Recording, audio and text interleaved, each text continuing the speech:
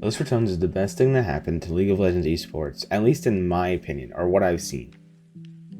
I have not felt this excited to watch a team since Dyrus, I'm a Cutie Pie, Voyboy, Shifter, and Scara formed Delta Fox back in June 2017. So it's been a while. I was also this excited whenever Shroud joined Sentinels back in 2022, right before franchising. It was my first time watching Valorant esports because I missed out on Shroud's heyday in CS2, or I guess it was back then it was just CSGO. So I didn't want to miss it this time, and it only lasted 3 matches. But it's the same thing with this team. There's people like Nemesis, Crowny, and Reckless that I did not watch their previous pro debuts, but then I started watching them as streamers. And now they're back on the team, and it was fun to actually see how they play in the LEC. It was a nice insight because they showed their comms for their scrims. They showed all their scrims. They showed their drafts. It really felt like we were getting to see the inner workings of a pro team. It was something that I'd never seen before, and it really re-sparked my interest in League in a time where all my friends had quit. I was kind of just floating around. I didn't know what to do. Suddenly this is bringing back everything. It's showing me what I wanted to play for in the first place. Like, League has always been that competitive game for me, and suddenly the competitive didn't seem so far away. Like, whenever you can hear the comms, and it kind of just feels like it's not crazy to try to become a pro, because really, I mean, obviously I'm not going to be a pro, but really it doesn't feel like they're that far away.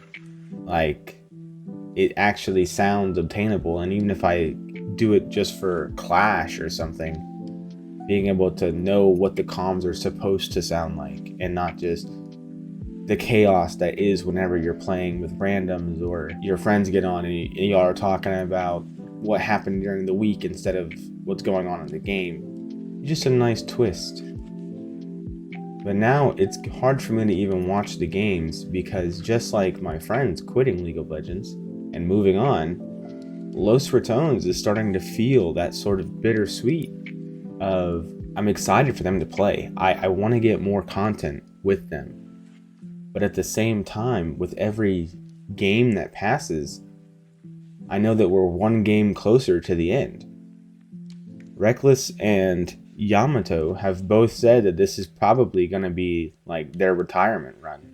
There's nothing for them after this. Like, Reckless said he would continue playing, but he doesn't think anyone's going to sign him. And Yamato said it's probably just time for him to retire. Baus is more of a streamer-focused person. So really the only 3 that might re-sign would be like Velia, Nemesis, or Crowny. But even then, that's a long shot. And more than likely, they're not going to be on the same team. So it feels like even if we win right now and we make it to playoffs and we make it through everything, it's just going to end anyways. It doesn't feel to me how it should. Because whenever, like, I was watching, my only example I have is Valorant. Whenever I was watching Shroud and Sentinels, it felt like if Shroud won that tournament, he would get to continue in Valorant esports. So it was exciting because every win mattered. It changed the outcome. I was like, if they make it through this entire tournament, there's a chance I get to see a professional Shroud.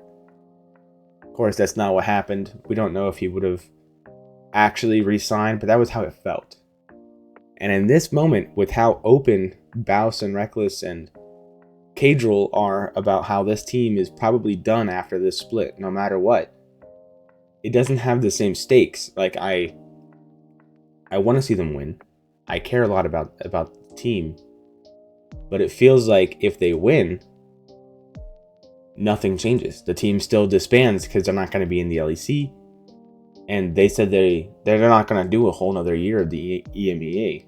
So unless some magical thing happens, the team's over. And even if something magical happens, there's probably a chance that Baus doesn't keep going. So then we have to replace our top laner. And we're gonna just kind of lose a little bit of the magic, because Baus is one of the 2 streamers that I was watching before they became pro. So yeah, I guess we'll see what happens this Saturday whenever they play against SK. I believe it's SK first. Yeah, we'll see what happens this Saturday whenever they play against SK. This is the important match. This is probably going to be the one that decides if they make it in the playoffs or not. I know on Reddit they've talked about the math that has to happen, and they could probably technically win if they go against Vitality, but this is the one. If they win against SK, they're almost confirmed in, like 90-something% chance. So, yeah. I guess let's all put on our Los Ratones jerseys and pray for a good outcome on Saturday. Try not to focus too much on the future. Just watch the game and enjoy it for what it is now.